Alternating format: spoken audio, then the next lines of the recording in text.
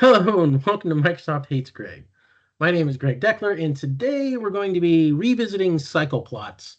And in particular, what we're going to be doing is creating a cycle plot using the KPI by Powerviz.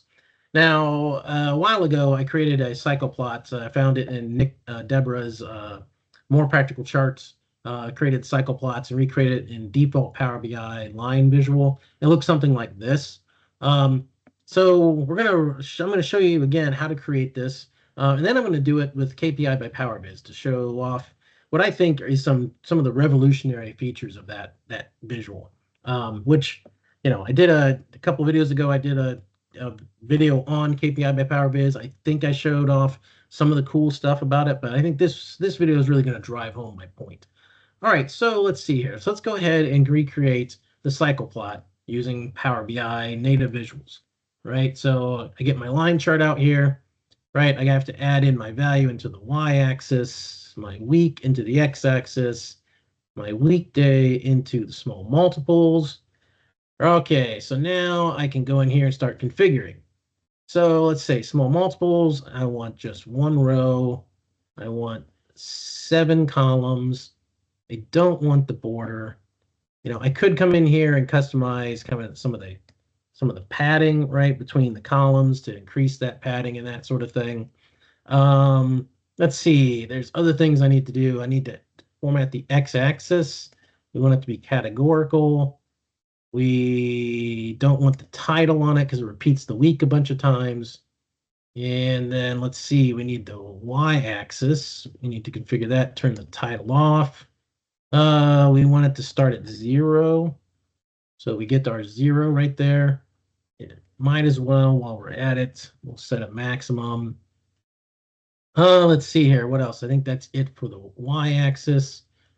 We already we have so that we do the grid lines where we have horizontals turned on, but the vertical, okay, that's turned off. So that's good. We don't have vertical lines or anything like that. I think, well, okay, I also like put the markers in there. Now I don't like the looks of this. It just always, the default settings always seem like a little too fat to me. So I'm gonna come in here to the line and turn that line width down by 1. I also want to do the markers and turn that down by 1. Maybe one more. Nope, that's too small. Right there. Okay, so I don't know how long that took, right? But that was quite a bit of clicking around, and I've literally recreated this cycle plot dozen times, right?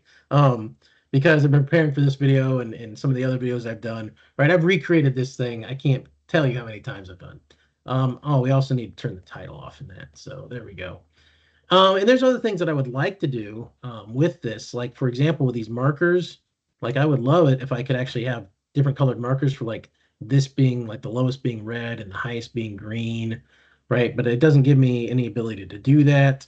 Maybe if I turned on data labels, but I don't, that just makes it look messy. So again, I would like it if could just have data labels here and here.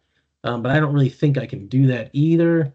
I can, because I can't really control the data labels in terms of, I have no FX, right? In terms of maybe if I created a measure which said, okay, it's the min value versus the max, min value versus the max value, then display it. Otherwise, don't display it. But then how's that going to play out? In theory, it would still play out if it was, but I'd have to go and create a whole new measure for that. Right, and then maybe I could actually control the color using the same measure or a different measure. They implemented a color to make this data label green and this one red, for example. But again, there's a lot of additional configuration I'd have to do with this. All right, so let me show you in terms of how to recreate the same cycle plot using the KPI by Powerviz. All right, so it starts off the same, right? I say KPI by Powerviz. I then go ahead and get this thing sized up correctly. Going to do the same thing, put the value in the values, put the week in the categories, and the weekday goes in the small multiples. All right, so now what I'm going to do is I'm going to say custom template, upload, KPI by Powerviz. And what I can do here, right, my x-axis, I want it to be in my week, and I want the y-axis to be the sum of values. I say import, and ta-da! Ta-da! No configuration, nothing. Cycle plot. There you go. There it is, right there. So I know what you're thinking is that like, and the cool part is like, there's my low value, there's my high value, red and green, just like I wanted it to be, right? It all, I got my dots all look great, everything else, right? So there you go. Let's make this a little bit bigger here. There we go. So, and the only thing I really need to do is turn off, go to general and turn off the title. And there we go. So done. Nope, no configuration. Yeah. So I know what you're thinking. You're like, well, Greg, you cheated, right? You just used a template that you pre-created. Well, yeah, but that's the point, people. That's the point, right? Like you create the visual you want once, right? And then you can go and save it. So here's how you do that, right? You go here to edit, you turn on this layers over here, and then kind of down here in this import export, you can basically say, okay, export. Now the organization I have, it's got downloading from visuals turned off, but you can just copy it, right? You can just copy it and then pull up Notepad or your favorite text editor or whatever. I use Notepad. Oop. Oh, I haven't filled this stuff in. Fill in a template name, Greg. Okay, so cycle plot, and you can give it a description if you wanted. You can put in notes in here like, typically work, week, number, any valid number, whatever. Copy, it should be copied now, paste. So there it is, right? You just save it off to wherever you want to. So you can build up an entire library of these things, right? That you can then, so maybe somebody on your team is really good at creating these nice, visuals and getting everything kind of pixel perfect and putting in all the little nice touches and everything. So then that person can save that and then share it with the rest of the team. And then the rest of the team, whenever they need a cycle plot or anything like that, they can just go out and use it, right? I mean, how much more convenient is that than what you'd have to do if you didn't have this, right? In the traditional Power BI, is it's like, okay, what report did I have a cycle plot in? And then you'd have to go open that report in Power BI Desktop, hunt through the pages, find the cycle plot, copy it, paste it into your new PBX file. It's going to be broken right off the bat, right? Because the data model is going to be different, so none of the things are going to line up, right? So I mean, so it's doable, but it's far less convenient, and that's not enterprise scale, right? You can't scale an enterprise that way.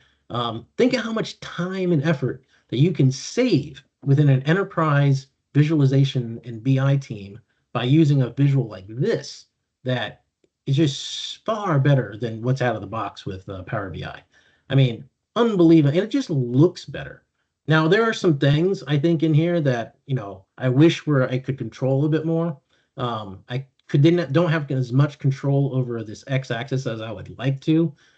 It'd be nice if this y-axis didn't repeat every time, but it's those are forgivable things in my opinion. So now I'll do this correctly, okay? I will create this same cycle plot using without the template, right? So let's go ahead and do that, and just to show you that it's really still even easier to do it than in traditional Power BI. So, okay, so I got the value, I got the week, I got my small multiples. Now what I'm gonna do here instead of upload, I'm gonna hit create, right? And I'm gonna pick a line chart. So there's my line chart. So sum of value, right, by week, and apply that. So there it is. Now look, just out of the box, it's got the nice features turned on. So that's one of the things, like the visuals in Power BI, they just, I mean, they're formatted for they're never formatted correctly or the way you want them to be. They're always just so bare bones base that this with KPI by Powerviz, they throw in some nice little features in it that are by default that you're probably going to want to keep and you're going to like. Now the other thing that you need to do here is, again, you go here, go to, this is kind of hidden down here, but And what they're going to do, I have talked to the TrueViz people, and they're actually going to, if you put something in small multiples, it's going to automatically activate small multiples. Versus what you have to do now is you have to enable it. And I'm going to hit fixed. And I think that should do it. Yep. And then all I have to do is kind of go in here and resize it a bit. I think this is going to do it. Back to report. Yep. So there we go. So still, obviously, a lot less steps than what I had to go through with the other one, right? But and that's just because that like it's got some of the very common things that I want to do, turned on or turned off, right? Like the x-axis value here and that sort of thing. Now I would want to go in and maybe do some things like come in here and format, edit the layer, format the y-axis, right? So y-axis, I probably want to turn that on, apply that, and turn the label, the title off. Right, so I mean, a few things like that. Show the zero baseline, apply that. So yeah, I mean, a few things that you'd want to turn on, right? But I think other than that, still far easier to configure than in the other one, right? So there you have it. That's how you do it out of the box, right? Or you can do it from a template,